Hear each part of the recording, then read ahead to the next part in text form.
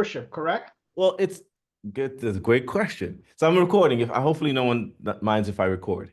Um, so this course is it's it it's the foundations of principles of entrepreneurship, but not necessarily entrepreneurship per se. But you know what?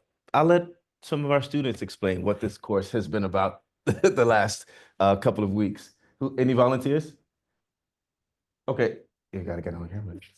They can see you. Okay, awesome. It's KJ Young. I would say that this class, Making Moves in Miami, is basically about putting yourself in the best position and the right position, networking, and basically carving your own success and avenues of revenue. That's one big thing that I've taken away. Thank you, KJ. Excellent. Okay, So I hope. Awesome. let me get some of my students to say, what is our course about? You don't even have to say the name, but what is it about? What's the emphasis of our course? My course.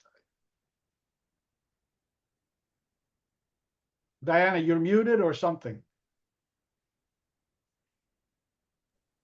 Our course is about brain and neuroscience and how the brain affects our behaviors and everything about us. So we learn a lot about brain function, different areas of the brain, as well as like behaviors and how things can be explained. Okay. With that said, so look at the platform. What you mentioned when I the first student, right? The idea that, okay, how do we network? How do we engage? How do we develop? And many times we speak about other aspects, but saying, where's the starting source? The starting source is our mind. The mindset is the key element for anything and everything. It's the input, it's the output. And so when we say brain behavior relationship, essentially we're talking about how we are, why we are, and the motivation behind it, the drive behind it. How do we operate? Now, one of the things so it was mentioned that fundamental of entrepreneurship. Professor Desouvre, if you don't mind, I'm gonna put kind of everybody into more of a interactive Socratic approach. We could do the chat or just get some students. When you think of the word entrepreneurship, what comes to mind? What is it? Or and in a sense, explain it to me, not as a formal definition. I'm a young 10-year-old, and somebody says, "Oh, listen, I want to be I want to do entrepreneurship." What does that mean? Any yes. Any guests? No, he's asking either your class or this class. Everybody. Right. So my class, your class, everybody. What are your thoughts on to reiterate, Dr. Belokon is asking, what is entrepreneurship to you? It doesn't have to be the textbook definition, but what have you discovered it as, or what are your thoughts on it? Just what do you think it is?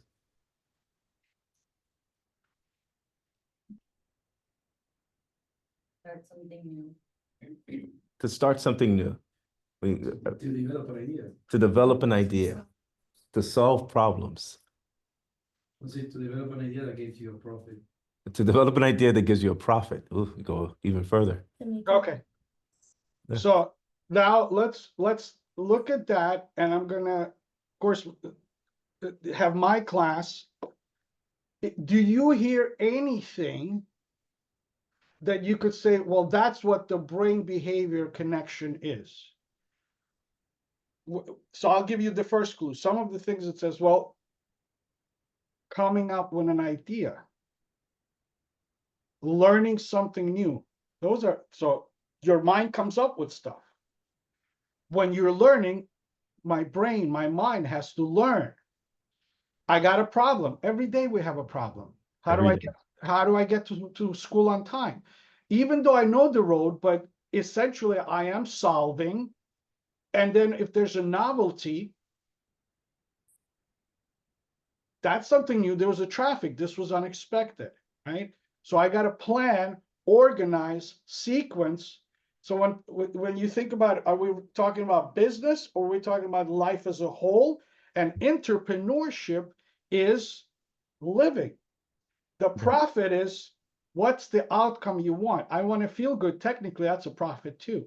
It doesn't only have to be extrinsic. I want my students to appreciate me. That's emotional, but I want my students to show that they've learned because that shows me that I taught, whatever it may be. Okay?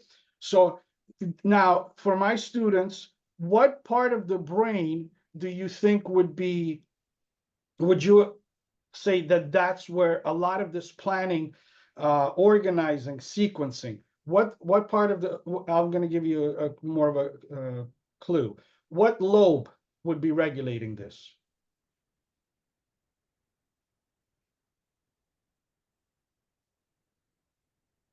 In the decision making and planning and organizing, what lobe?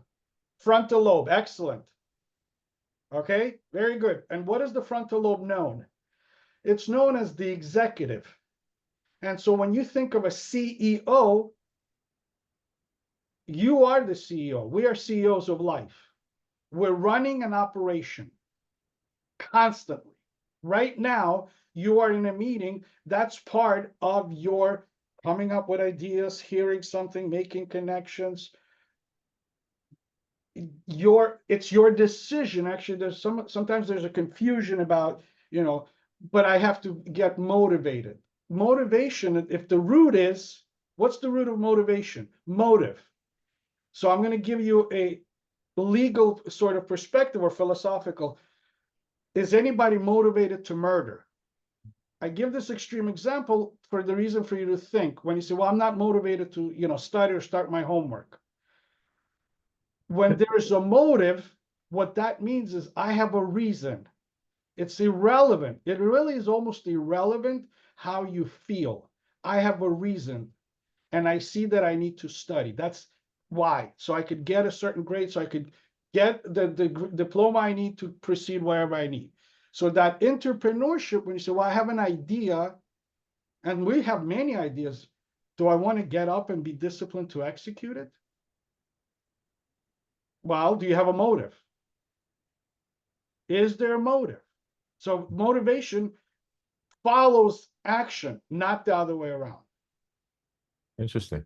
So question, Dr. Belokon, I think Rethink had a thought. What was you had your hand raised about entrepreneurship. Oh, about the definition. Yeah. I was going to say that it's a person who comes up with ideas and the world like needs that person also. So Rethink says the world needs that person and comes up with ideas. Let's stay on that and going back to the frontal lobe thing. That was interesting. I didn't know that the frontal lobe is where the executive decisions are made. A quick question for you, Dr. Belokon. So you have the decisions. We are the CEOs of our human operating system, right? Where does adapting come into play when it comes to your neural senses? Perfect. So great question, right? So let me, just for the sort of the sake of the time. And I actually, when I teach about neuroanatomy and understanding neurophysiology, right? The anatomy, you think of, I literally do it two ways. There's one way of looking at it as describing a city or describing a company. So when you're going to think in terms of the back of the head, that's your occipital. That's where we process all the information we see. So that's the inventory coming in. I saw this, I saw that, I read this. Then you got the temporal. That's, I heard this, I'm reading something and I'm trying to make sense of it. Then we got the parietal. That's the lobe that says, okay, all these associations, what came first? Then I learned how to do certain things. This is kind of now beginning that what happened. So you got the way the brain works are just like the city. There are these departments, police stations, fire stations, right? The company. So there's the marketing department, there's the accounting department, there's the receiving and shipping department. So that's all from the ear back. Okay. A CEO is now that says, that's the world. I'm exposed to stimuli. But you know what? Sometimes the way I'm getting what I see is not actually working. Or I've heard people say, is there a way that we could now, instead of me typing something, that I could just go, Siri, can you please, oh my God, I just came up with an idea. Why don't I talk into it? And in fact, now forget Google Translate. I will say to you, hi, can I find the way to the nearest subway? And all of a sudden you flip to the person who speaks another language and they'll hear it the way it is. They say, so now that's what the frontal lobe did, said, I executed, decided, planned it based on the information was there. How did I solve it? Is there only one way to solve it? No, that's when you get into divergent position. So Yeah. I could take from Seventh Soul and say there's variations to go around the city, to go around the problem. Now, when you say, well, how do I reconcile adaptability? This is when you get into social neuroscience. Some people thrive naturally on the idea that the more novel something is, the more exciting that it is for me. And so for me to experience that, to try it, that's what I want. This is why you'll find people who are entrepreneurs, when the idea of even rejection, they say, oh, well, that didn't work. Let me actually find another way. Or let me do it in a way almost, here's another one. I'll tell you when people say, can everybody be entrepreneurs? You know what? If ADHD was actually taught to look at what they have as a different perspective, ADHD is a wonderful thing. It's a blessing and a curse, because the fact that you could say, I got to do this, I got to do this project, but the problem with ADHD, that will happen, can they regulate stability? So then, this is when I say neuro entrepreneurship. Do you know how you operate? Does each one of you know Oh, how? pause right there. Pause right there. Yeah. That's the great question. Do you know how you operate?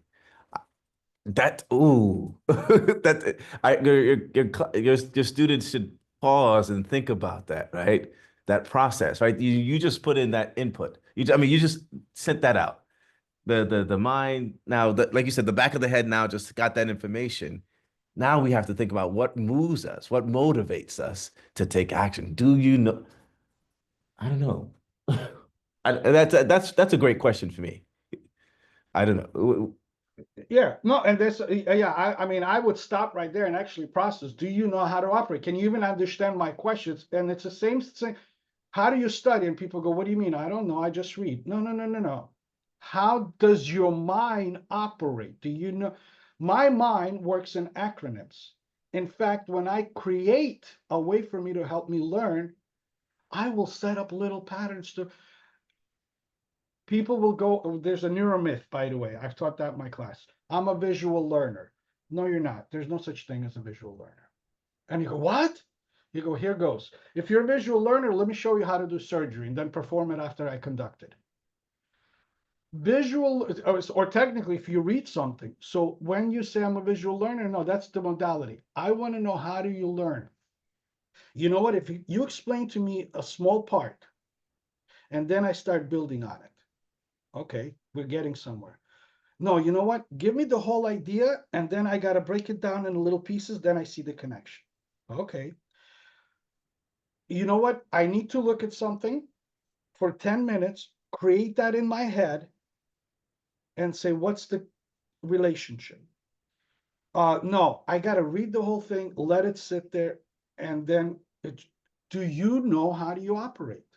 And that no teacher is going to tell you that. No. No, this is the work we got to do. That's all I could tell you. I could tell you, I just explained to you. I can't tell you your system. And actually, then you need to find, you know what, over time, I practiced or tried, I gave trial and error. I tried one way, I tried another way. And you know what, this is the best way for me to remember something. I make analogies, I make associations. Only each individual will know what's the best operating mode for them. Yeah. And Ideas. Dr. Belokon, real quick, I want to share something. I haven't put it in the chat. I'm gonna put it in the chat probably later on. I'll share it with you via email. In the very beginning of this class, the first assignment that we did was the Strength Finder assignment, right? That is open-ended questions that determined where their strengths lie and where their areas, their weaknesses lie, right? Where the areas that can improve upon. How important is it for, in the space of neurology in your mind to know where you're strong in and where you're not so strong in? And why is that important? Okay, so when I said, do you know how your mind operates? When people talk about self-awareness, what does that really mean? Most of us don't even sit for a minute and say, wait, did I get what we just discussed in class? The beginning, actually, the prerequisite is this: the decision to pay attention. And that's $1 million question. I could entertain you, Professor Desouvre could entertain us. We could give you almost the simplest way for you to digest. But if you're not attending, see, we're not even talking about motivation yet. You're not attending. So when you say, what's happening? I'm not getting this. Or people say, I'm not getting it. What, in fact, what are you not getting? I don't know. No. What are you not getting? I can't find the solution to this. What have you tried? What have you attempted? Then when you ask me, what do we do with it? Well, once I identify what didn't work or what worked, then I could say, so then what is the approach that I take? Because the preliminary might have not worked, but if I don't know it, I don't identify it, I'm not self-aware. Then what were you good at? What came natural to you? That's fine. In fact, here's another one. Anything, when I don't want to use, sort of 100%, but most of the time with the majority of actions and thoughts and deeds, we run patterns. Look at your patterns you've conducted. And here's something else. When people say, I tried this business, it didn't go well. I tried another business, it's good sometimes, right? Persevere. But at some point you got to say, hold on. Because people say, well, I'm not going to quit no matter what. Yeah, but maybe you need to quit the pattern that you're running because you're not succeeding. Or someone says, well, I've tried a couple of times and then I stopped. And then you go, did you, how was your school? Oh, funny you should ask. I went to school a couple of times, I stopped. Funny, I go, anything else? Well, it's funny you should ask. I was married a couple of times and then I stopped. Well, maybe the pattern of stopping is the problem. So recognize the pattern and say, but you know what was good? Is that whenever that first business didn't go well, I said, let me try it again. Good, then you have the resiliency, the grit factor. Yeah, the grit factor. And Dr. Belokon, I have a question for your students. What role does emotional intelligence or emotional awareness play in neurology and how you think and how you move?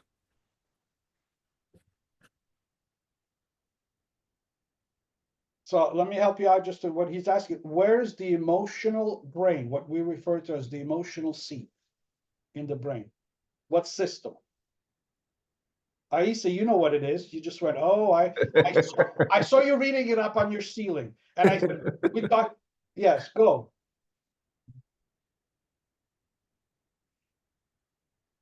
It was just the understanding of my brain. I was like, oh, I understand the question. I was processing. Come on, you got this. It's there. I don't remember what lobe was it. Think of a system. Okay, here's another clue, right? Is it the limbic system? What? Who said it? Oh, Andres. Limbic system. Yeah. Okay, so here goes. Say that again. The Olympic system, like the Limbic. Olympic. Okay. Limbic system, and here's why it's actually important, right? There's an interaction. The CEO could say, listen, we need to here's the motive. I need to start going. So in fact, when we talk about that whole discipline, if anybody ever tells me or you think to yourself that there's somebody who's really motivated and excited and looking forward to do homework, I'm going to tell you that's strange. Is there 1%? Yes, but generally, does somebody who run every day literally it becomes a routine. It becomes a follow-up. But, is this motivation? No, you say, what's the reason? Now, so when I say this is important, I get my limbic system to emote. This is when that whole, the energy, in fact, it's that energy, drive, volition, desire. I'm going to go through with it. But then there's this other way that the limbic system shuts down because that's a natural way that something's new coming. So here's when we talk about it. Some people say, let me go see what it is. Some people go, wait. Can you go ask somebody to find out? Okay, let's say you're the latter. You're the one that says, let me go find out what it is. Great. You know, now you need to talk with the executives and say, I got a couple of crew members over there that they're hesitant in executing this. We are all that crew. In fact, ideas are here all the time. They need to be put through your hands. You need to write it out. You need to speak it out. Otherwise, wonderful. We all have ideas. We all have ideas. Yeah, you just get a Yes. big headache. Carlotta, go ahead. Yes. To answer Professor's question, emotional maturity has to do with neurology because it has to do with like different, like developing different areas of the brain, and it accounts for like things like emotional stability, like impulse control, stuff like that. Excellent. Thank you, And Carlotta. and this is what we're talking about, that when people talk about the emotional intelligence, we need to talk, actually consider what does that represent right through the brain. And what we were talking about is temperament. And temperament, yes, it's genetic, it's biological. What makes the impact, we can all work with the behaviors, because that's what we ultimately people say, well, that's just how I am. Okay. I could be a shy person. Or you know, I'm not so outgoing. Fine. There's that part of me that says, but I need to present this, so I'm going to behave to override that emotional reservation. When you're as an entrepreneur, you're the individual, but for example, here goes. Many times, and it's not uncommon, entrepreneurs are actually not the most organized. And when I say most organized, there are people that are more organized, such as somebody who does accounting, financing, bookkeeping. That's their nature, right? And that's the way the brain processes. Well, you then say, you know what? I need somebody who will help me formulate the business plan. Great. So now you're the entrepreneur, but you're building a team. Or, you know what? I need to acquire that skill. So ultimately, when we talk about neuroentrepreneurship, what you're starting with, I observed something. I have an idea now because there could be some changes. So now I need to learn how to problem solve it, right? So that's the process. And at the same time, what I'm going to tell you, that's life in anything. When you're writing an email, when you're going to the store, when you're writing a piece of music, when you're having a conversation. And so then when you're building a company, when you're building your career, when you're innovating, developing, you know, when so students may say, okay, well, they're lecturing. We're coming up with projects, we're coming up with questions because we have a problem to solve. How do we get students to learn to make an impact for the future? Yeah, yeah, definitely. And Dr. Belokon, we're about to go to Q&A, Yes. but let's talk about two questions I have for you. AI, artificial intelligence. Yes. I believe that the other AI is what drives Yeah. the first No, go AI, ahead. authentic intelligence is what drives artificial intelligence. I truly believe that, right? And then and the whole problems, be able to identify and solve problems is one of the key things that will allow us to human beings to sort of not come back, but work together with the way generative AI is moving. Right. So in terms of, I guess it's the one question, what does, we have some country music playing. This course is called Making Moves in Miami. How important is it for you to make moves within yourself and understanding how your authentic intelligence drives making moves within yourself and making moves with others? Right.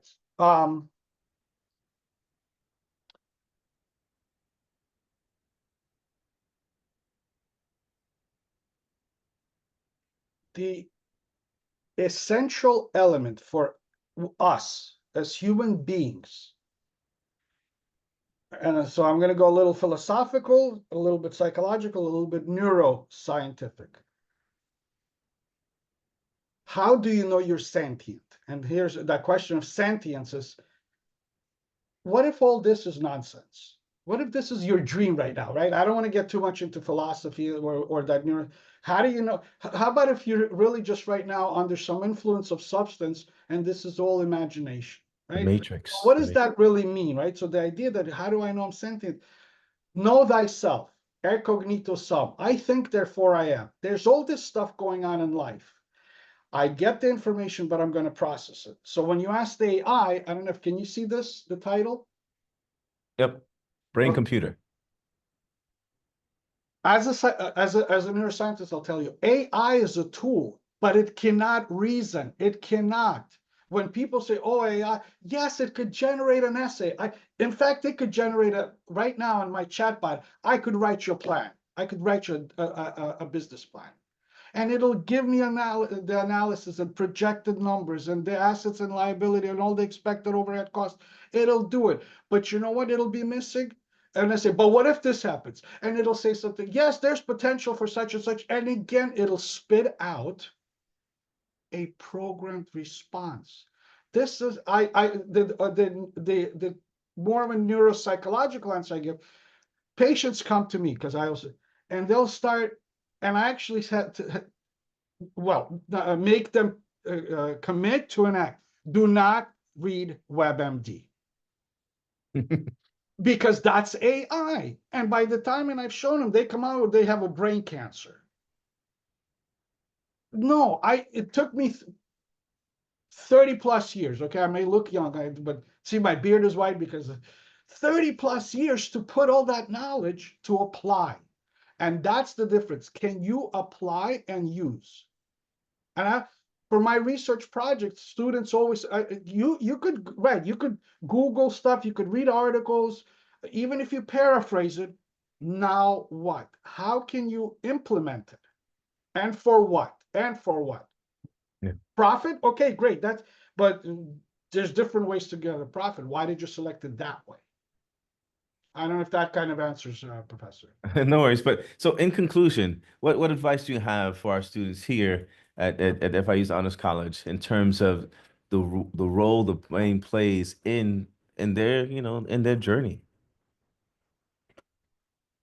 Repeat the first part. I'm asking a better question. Sorry. What advice do you have for our FIU honor students in the role neurology, the study of the brain plays in each and every step that they take from entrepreneurship and beyond? Right. So one, and in fact, here's, you know what? Go to ChatGPT and just literally, no, put down brain parts and its functions. Okay, you start. That's fine. That's knowledge base. And when you get the knowledge base, you go, okay, got it.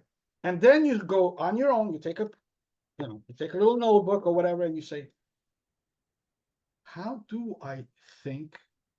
What do I think? Why do I think? Right? So what, how, and why? Yeah.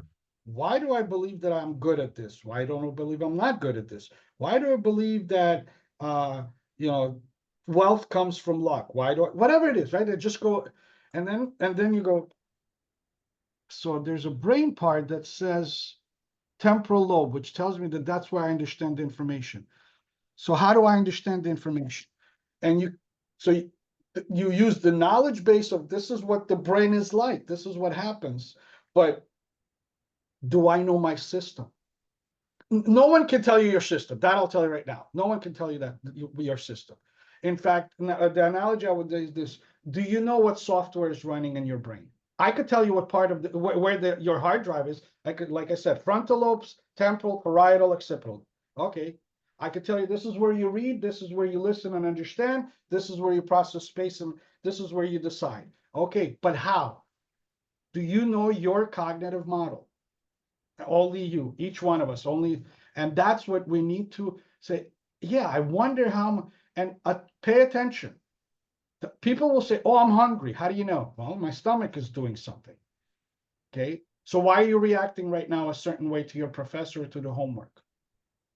I don't know. Well, there you go. There's that question you begin with. Then what is it that you need to know? And the answer is within you.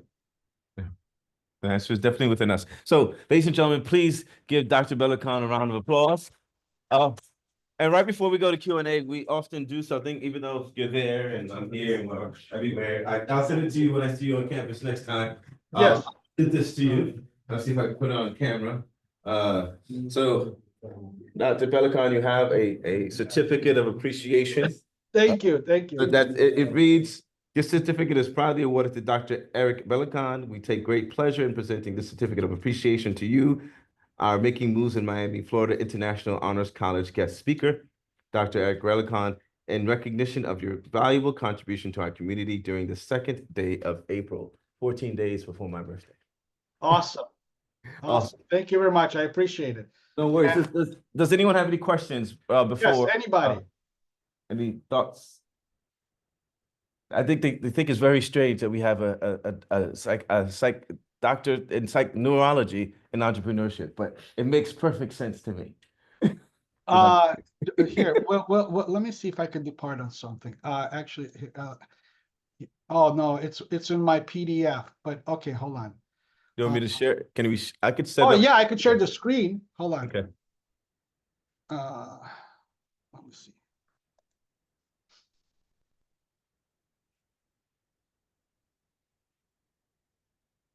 Because everything starts with our brain. Every single Look. thing. You see that article? I'll Yep. share it with you, professor, and you could, but it's all in your head. Why we need neuroentrepreneurship. It's almost, and in a way we separated, right? It was almost like, well, business is over there or idea development, and the brain is over there. And hold on, we're actually the most important partners. Yeah. So Definitely. I'll share this with you. I'll email it to you, and they could read it, process it, discuss it. Awesome. I appreciate that. Does anyone Okay. have any questions, thoughts, or feedback before we take our break? Because we have another speaker coming in about 15 minutes or 10 minutes. Any questions? Does anyone have any questions on your end, Dr. Yeah, Belokon? anything you want to ask the professor about the entrepreneurship programs, or even maybe just kind of what's going on at FIU and honors and studies? And why do all entrepreneurs think that, why are they all crazy? Well, but there's a good craziness. Right. There's This is good crazy. They're not yeah, insane. There's a difference. There's a difference. right. There's the idea, actually, right. The idea of entrepreneurship, and sometimes they get blocked, it's that they are novelty seekers with actually lower risk aversion, if you want to get technical. And so many people want to start the business, but whereas I'll try this, the challenges come in, right. Are you seriously, you didn't plan it, you just did it? Well, that's what you got to modulate. Yeah, definitely. So, ladies and gentlemen, round of applause. Thank you, everyone. Take care. And and my class, I will see you on our next session. Yep. Take care.